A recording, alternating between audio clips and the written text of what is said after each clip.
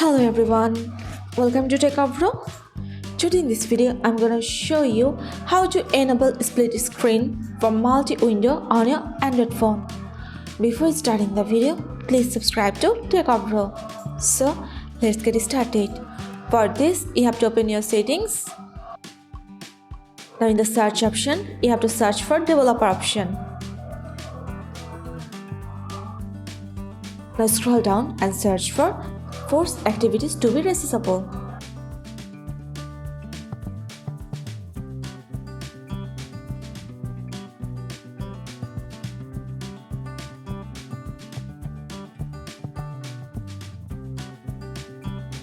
Here you can see the option of force activities to be accessible.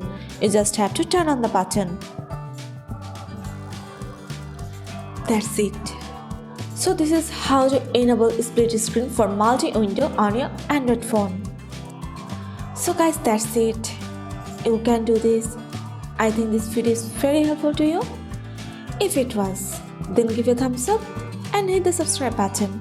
And thanks for watching.